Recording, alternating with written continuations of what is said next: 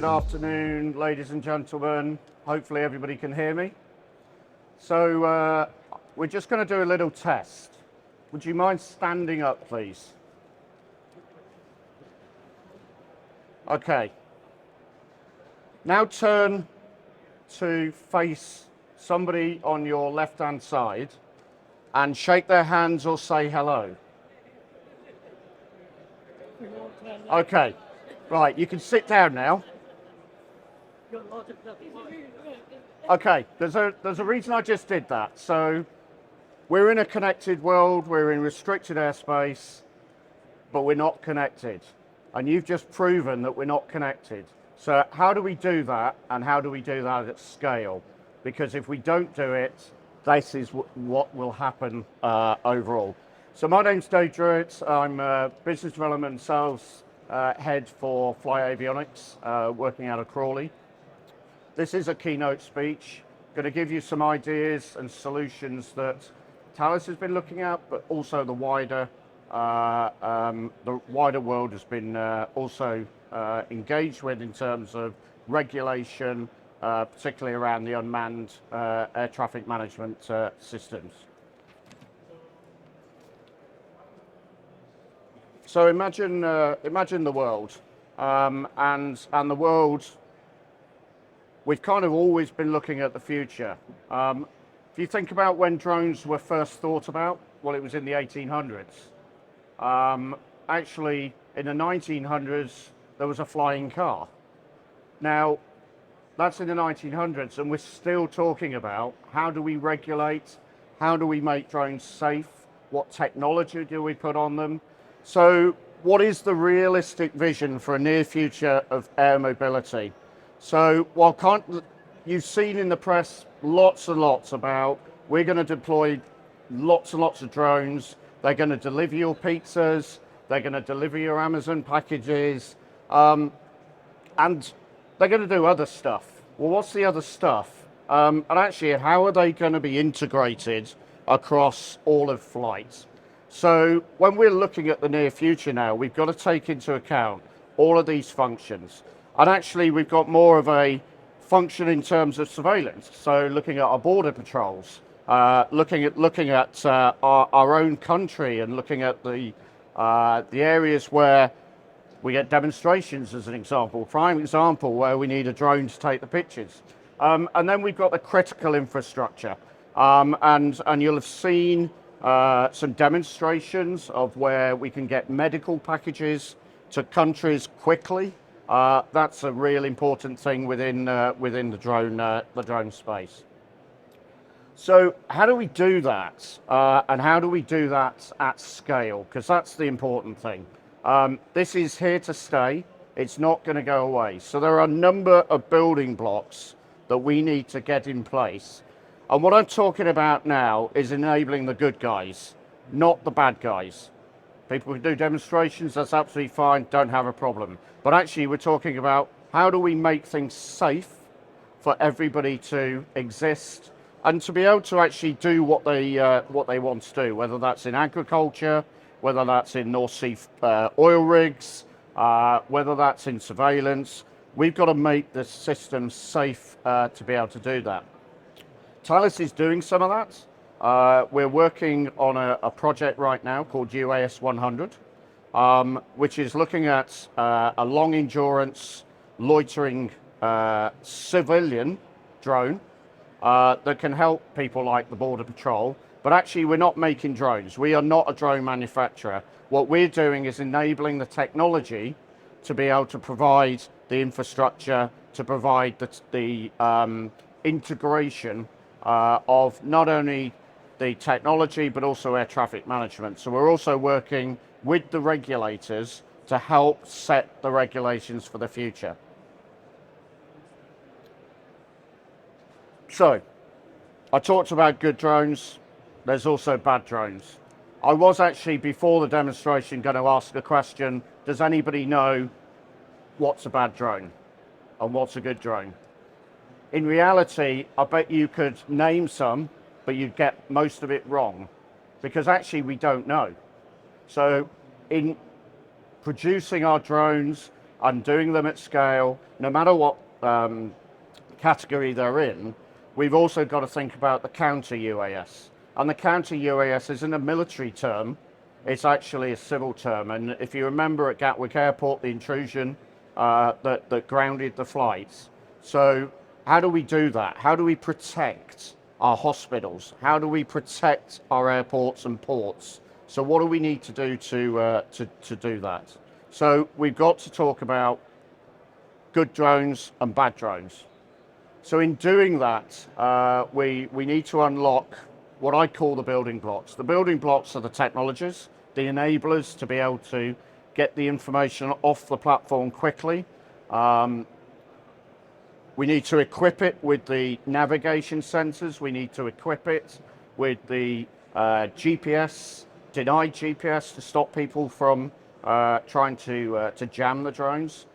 We've got to meet all the regulations, and the regulations are evolving day on day on day, and they're confusing. So some people don't actually know what you're supposed to do. So, you know, if I ask you in the audience, what's the current UK regulations for your typical drone flyer, I'd be surprised if 50%, maybe 40% actually knew.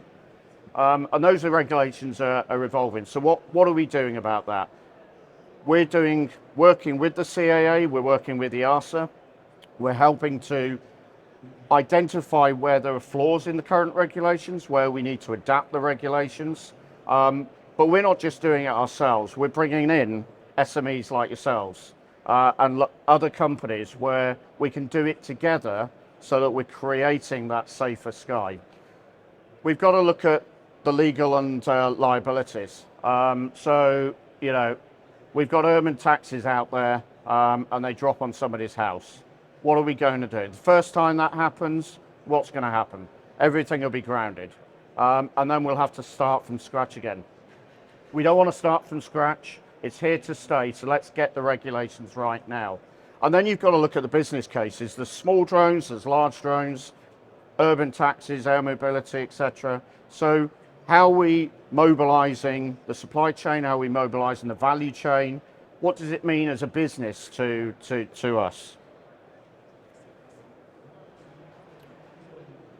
So where's the technology? So the technology is focused in a number of areas. So one is air traffic management solutions, and that's looking at how drones can operate in amongst current restricted airspace. And we've done some work at Dartech looking at digital twins. So we created a digital twin of a drone corridor, working with the CAA to look at how that corridor can be used in a safe manner to allow drones to fly in and out. But we're also looking at the plug and play technology for avionics. You know, I said we need a nav solution. We need some sort of mission capability. A mission can be anything. It can be just your control function. It can be the weaponization. It could be anything that you can imagine. So we've got to think about that. So how do I regulate that? How do I know that the technology that's been fitted to the drones is the right technology to allow me, as an example, if I now do BV loss, so the beyond visual line of sight.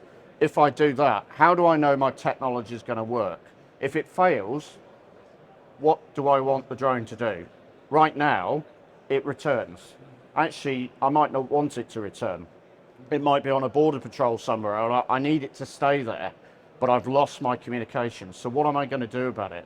So we've been talking to a number of companies, and Thales themselves have looked at resilient comms. So how do I switch communication networks? How do I make it secure so that if I lose communication, I'm sure that my drone is going to stay in a box, or it's going to stay, it's going to continue the mission in the way that I expected. So this is a picture of the US 100, and as I said, we're not building a drone. We need a drone to demonstrate technology, but we actually are building the enabler to support the drone infrastructure. And it, as I said, it's not just the drone technology, It's about your ground control. It's about autonomy. It's about AI. It's about air traffic management systems. It's about the whole ecosystem. And that's something that we absolutely need to get right from day one. But we're faced with new challenges, and those new challenges are aviation in itself is changing. The regulations around how you fly, precision navigation is coming in. So what does that mean? So now I can fly on a direct route. I don't need to fly to a flight plan that air traffic or I've planned. I can now do that myself. Well, if I'm doing that myself, I also need to be connected to everything else around me because I need to know what's there. Now, if I'm not sitting in the cockpit, how am I going to do that?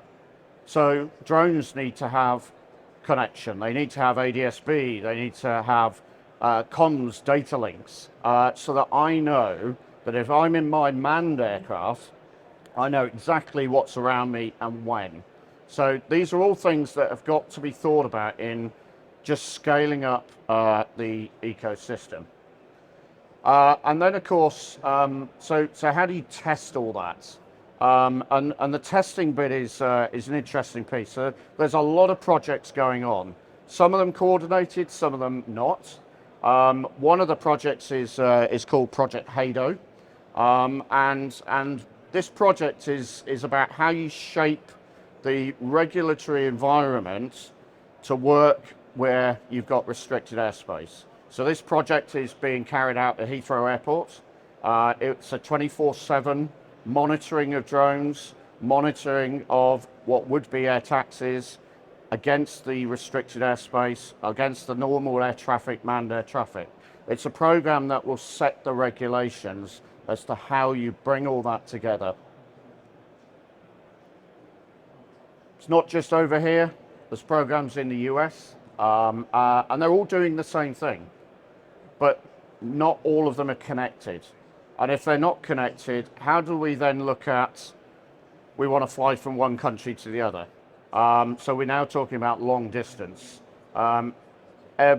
Airborne air mobility as an example. So, you know, I want to fly from one country to the next. What are the rules? What are the regulations? What do I need on my platform? What don't I need on my platform? These are all considerations that we all need to be thinking about.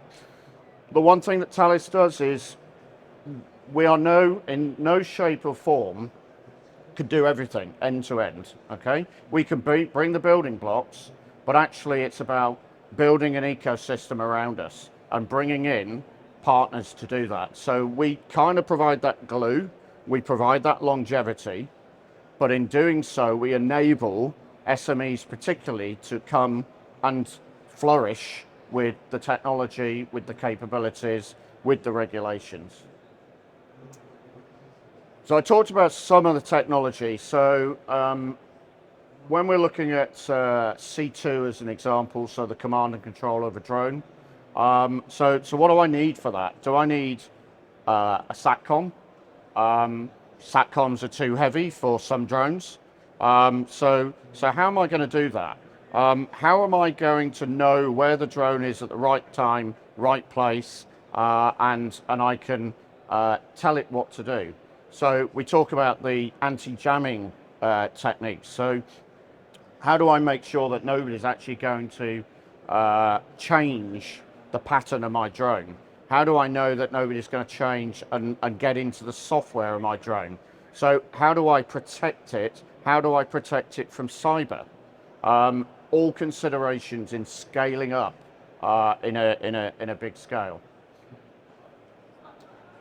So I talked about the ground infrastructure, and we have a radar deployed right now at Gatwick Airport. That's due to the drone incursion previously, is now protecting the airport from drones. And in fact, somebody told me a story this morning about somebody that they knew just outside of Crawley, got their drone, thought they'd fly it, put it up in the air. Next thing they know, there's blue lights at their door. Those blue lights were enabled by the Avalon radar that is now sitting at Gatwick Airport. So it's about detect, and do something about it. And that do something about it is find out where the source is and find out whether is it a good drone or a bad drone. So what's next? So we've talked about good drones, we've talked about bad drones, talked about the technology that's part of it. You can see in the picture on the right here the Avalent radar, but actually we don't provide the radar. We provide the integration. So we provide the intelligence gathering. We provide the AI functions to be able to assimilate all of the data in a nanosecond, because that's what you've got sometimes in terms of being able to react. So the future. So the future is uncrewed. It's never going to go away. Started in 1800s. It's still going to be there in the next 50, 100 years. So, but it's moving now further at pace than it's ever done. And you can see that in the show today. So it's important that we create the ecosystem. We understand the operational challenges. We understand the risks. We work with the regulators. We understand the technologies that need to be on the systems, whether that's the urban air mobility or the drones. And we know how we can connect together to make it a safe world. Thank you for listening. That's all I've got. Sorry for the interruptions. I'll open the floor to questions, not too many hard ones, I hope. So please, over to you. How important do you think remote ID will be in enabling those safe and secure skies that you talk about in the UK? So one of the challenges is recognizing who's up there. And with remote ID, you can understand very quickly. You can pinpoint who the drone is, where it's come from, and you've got information on it. So remote ID is really important. You know, I talked about ADS-B, but not all drones will have ADS-B. But I still need to know where they are, what they're doing, and how we use them. So remote ID is really important for the future of drones. Regulations. What role is Thales playing in bringing about the rules in BB laws and autonomous flight in the UK? So I talked about the US 100. So if you imagine that in a world where we were together in Europe, we'd have been talking to EASA and the CAA at the same time.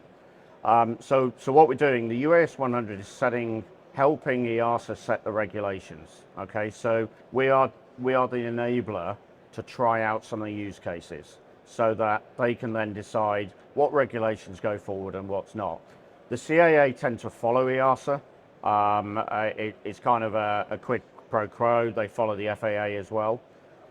So in doing that, we're using the CAA from an air traffic management perspective. So we're looking at how you regulate air traffic.